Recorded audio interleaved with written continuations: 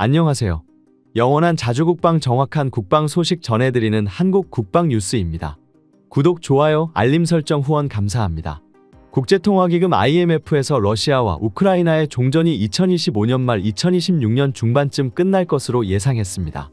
오랫동안 지속되던 러시아 우크라이나 전쟁이 이제는 서서히 끝날 기미가 보인다는 것인데요. 러시아 우크라이나 전쟁으로 인해 방산 수출이라는 전쟁 특수를 누리게 된 대한민국은 러시아와 우크라이나 모두와 미묘한 관계를 가지고 있습니다. 사실 대한민국은 우크라이나 전쟁 발발 이후로도 전 세계가 러시아에 등을 돌리는 상황에서 한국은 중립적인 입장을 유지했습니다. 우크라이나에 대해서는 인도적인 차원에서의 지원만을 보내주고 있었고, 물자가 부족해진 러시아를 상대로도 여전히 장사를 해주고 있었습니다. 러시아 역시 그런 한국의 덕을 많이 보고 있었는데, 최근 푸틴은 그런 한국의 은혜도 모르고 뒤통수를 치고야 말았습니다. 북한과 손을 잡았기 때문입니다. 최근에는 볼로디미르 젤렌스키 우크라이나 대통령이 러시아가 파병된 북한 병사들의 신원을 감추기 위해 전사자의 얼굴까지 소각하고 있다고 주장하며 관련 영상을 공개하기도 했습니다. 젤렌스키 대통령은 러시아가 우크라이나 방어선 공격에 북한군이 투입된 사실뿐만 아니라 이에 따른 병력 손실도 은폐하려고 한다고 주장했고, 북한군은 훈련받을 때에도 얼굴을 노출하는 것이 금지돼 있다며, 또한 우리와 전투를 마친 뒤에는 전사한 북한 병사의 얼굴을 말 그대로 불태우고 있다고 주장했습니다. 사실 전쟁 발발 전까지 한국인들의 러시아에 대한 호감도는 비교적 우호적인 편이었습니다. 최대 우방국인 미국과 사이가 나쁘다는 것을 뻔히 아는데도 조사를 해보면 50% 정도의 호감도가 나왔으며 65% 이상은 기회가 된다면 가보고 싶다고 응답했습니다. 멀리 있는 나라라는 인식에 비하면 한국인들에게 꽤나 선호도가 있는 나라였던 것입니다. 그런데 푸틴이 한국의 뒤통수를 때린 후 새로운 조사 결과가 최근 공개됐습니다. 결과는 쉽게 예상할 수 있듯 대격변이었습니다. 러시아에 대한 비호감도는 80% 이상으로 치솟았고, 푸틴이 세계 문제에 옳은 일을 할 수 있다고 신뢰하는가라는 질문에는 불과 4.5%만이 그렇다고 답변했습니다. 이에 대한민국은 우크라이나에 대한 지원을 심각히 고려했습니다. 특히 전쟁에서 가장 중요한 전쟁 물자 포탄 공급에 있어서 한국은 결정적인 역할을 하기도 했습니다. 미국 워싱턴 포스트는 이와 관련해 충격적인 사실을 보도했었습니다. 바로 유럽 전체가 우크라이나에게 포탄을 지원한 양보다 미국을 통해 한국이 우회 지원한 포탄량이 더 많다는 것이었습니다. 우크라이나 전쟁이 장기화되면서 지원하는 국가들의 군수물자도 바닥을 드러냈습니다. 이는 미국도 마찬가지였고, 우크라이나에 포탄을 지원해야 했기에 미국은 한국에 도움을 요청했습니다. 한국은 미국의 요청에 따라 우크라이나에 수십만 발의 포탄을 우회 지원했습니다. 러시아와의 불편한 상황 속에서도 최대한 러시아를 공격적으로 대하지 않는 선에서 우크라이나를 지원하기 위한 최선의 선택이었습니다.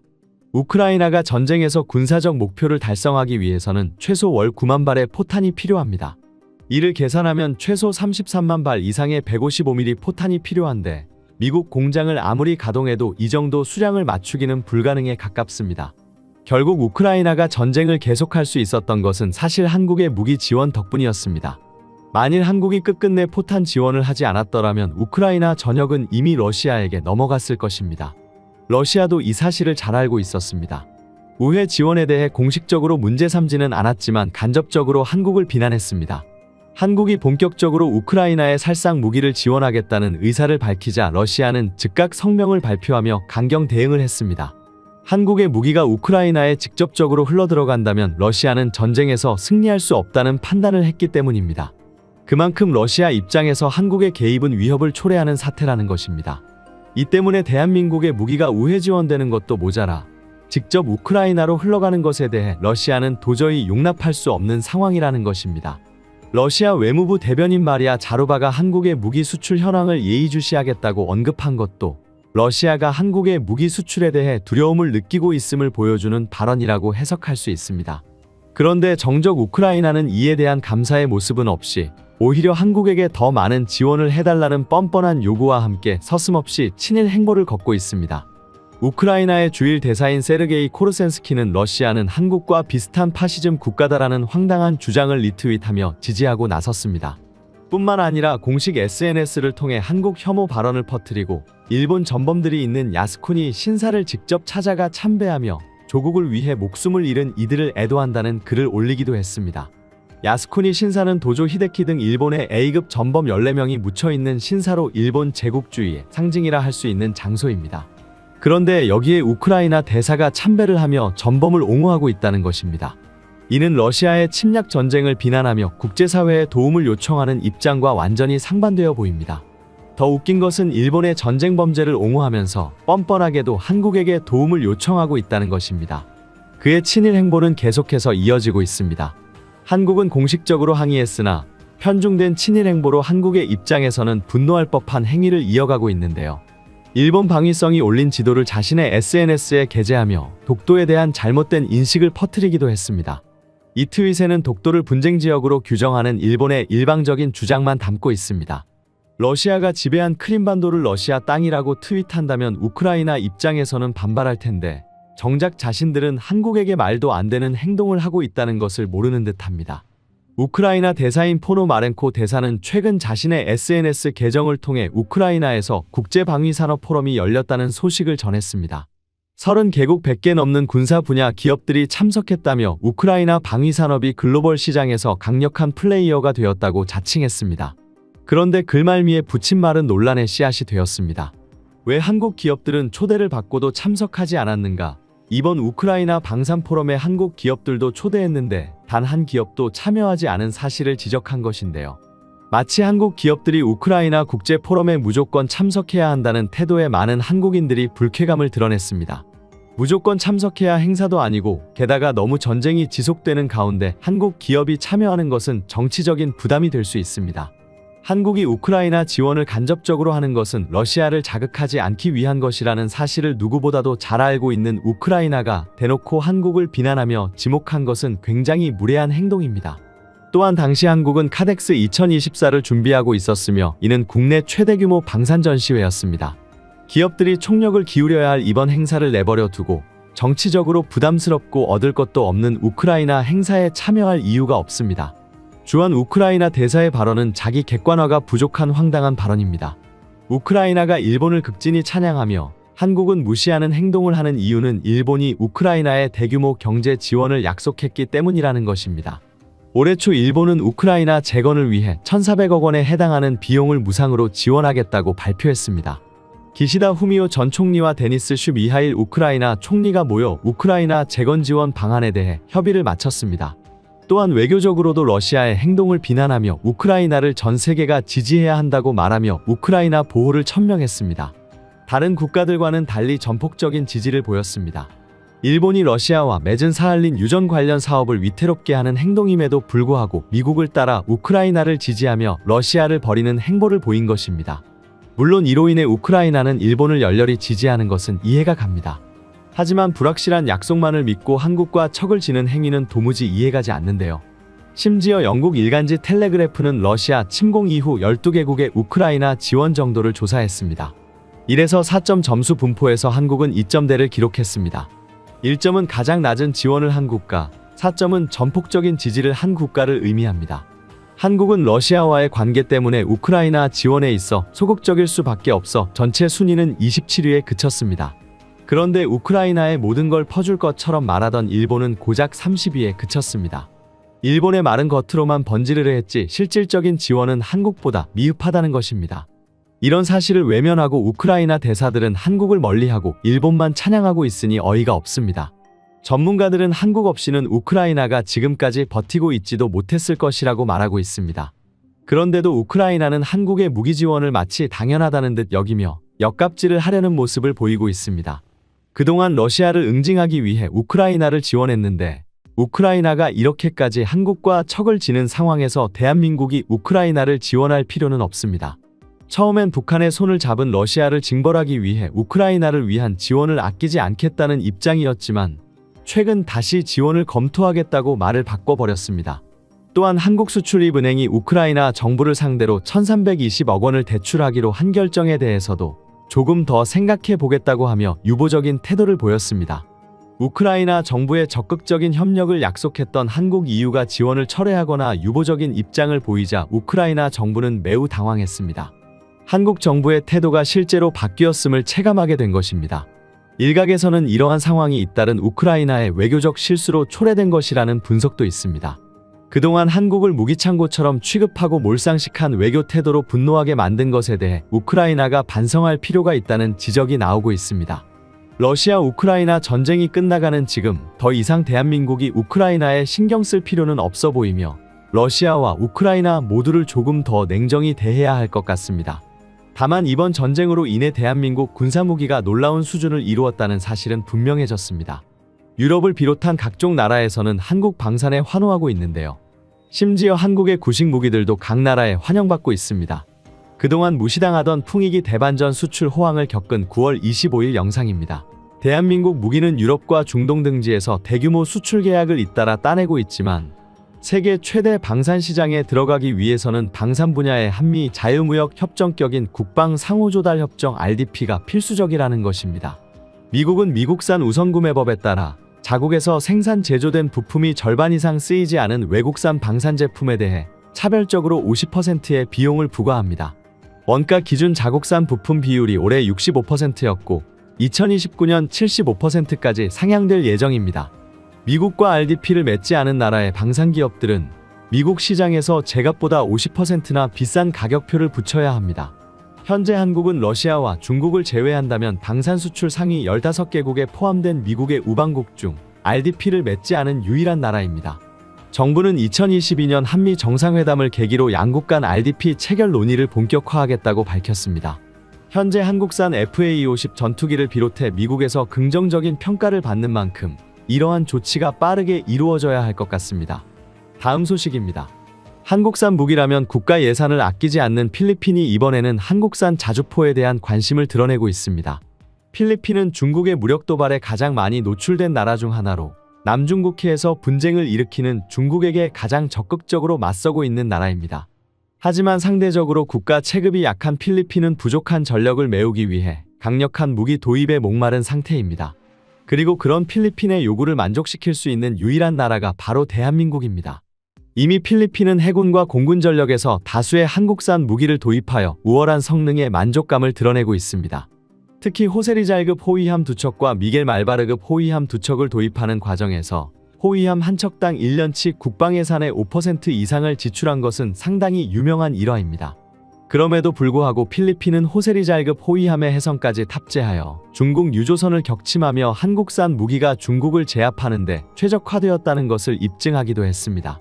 또한 공군 분야는 이미 12대의 FA-50을 도입했으며 추가로 FA-50 12대와 KF-21 블록원 10대 추가 도입에 대한 준비를 진행 중입니다. 이렇듯 필리핀은 한국산 무기를 도입하기 위한 예산을 아끼지 않으며 한국 방산의 가장 든든한 파트너로 자리매김해왔습니다. 하지만 해군, 공군과 달리 육군 분야에서는 한국산 무기를 거의 도입하지 않은 것이 사실인데요. 필리핀은 과거 K136 구룡을 공여받아 사용하고 있지만 구룡은 어디까지 천무 도입으로 인해 이선으로 물러난 장비였습니다. 그럼에도 필리핀은 이외 육군 무기에 큰 관심을 보이지 않았는데요. 최근 중국 군사 도발이 심각한 수준에 이르면서 필리핀은 노후화된 육군 체계를 개선하고 새로운 포병 전력 구축을 위한 프로젝트를 시작했습니다. 해외 군사매체 글로벌 디펜스 뉴스가 필리핀의 군사훈련 소식을 보도하자 세계가 충격에 빠졌습니다. 필리핀에서 진행한 군사훈련은 포병의 임무 숙달을 목적으로 하고 있는데 여기에 등장한 야포가 무려 M101 105mm 견인포였기 때문입니다. 필리핀은 155mm 포병을 중심으로 자리 잡은 지 수십 년이 흘렀음에도 불구하고 여전히 다수의 105mm 견인포를 사용하고 있었던 것입니다. 현재 필리핀 육군이 보유한 핵심 포병 장비는 K136 구룡 18문과 ATMOS-2000 자주포 12문이 사실상 전부입니다. 그나마 ATMOS-2000은 21세기에 개발된 155mm 자주포지만 한 개 대대를 형성하기에도 수량이 모자랍니다. 이외에는 포병 전력이라 부르기도 민망할 정도로 그 전력이 빈약한 상황인데요. 한국산 천무가 각국으로 수출되는 시점인 지금 아직도 구룡을 사용하고 있는 것만 보아도 필리핀 포병이 보유한 전력 노후화 문제는 심각합니다. 더욱 충격적인 것은 새로운 자주포와 다연장 로켓은 턱없이 모자라는데 정장 105mm 견인포는 무려 200문 이상 보유하고 있습니다. 105mm 견인포는 제2차 세계대전에서 사용되었던 무기체계로 현재는 노후화된 견인포로 분류됩니다. 155mm 자주포가 포병 전력의 중심으로 자리 잡으면서 105mm 견인포는 사실상 사라진 것이나 다름없는 상황입니다. 그나마 한국과 미국 등 군사당국은 비축한 탄약 재고량을 재활용하기 위해 자주포로 전환하여 운용되고 있습니다. 하지만 필리핀은 다수의 100mm 견인포를 가지고 나와 포병 임무를 숙달할 정도로 매우 노후화된 포병 전력을 보유하고 있으며 해군과 공군을 지속해서 현대화하는 것과 달리 육군 전력의 현대화는 훨씬 더딘 모습을 보여주고 있습니다. 필리핀 육군의 현대화가 더딘 이유는 필리핀 국토가 다수의 섬으로 이루어져 있고 주로 충돌하는 적성국이 중국이기 때문에 해군과 공권력 증강이 더욱 중요했던 특성도 있지만 그렇다고 마냥 이대로 육군의 현대화를 늦출 수만은 없습니다.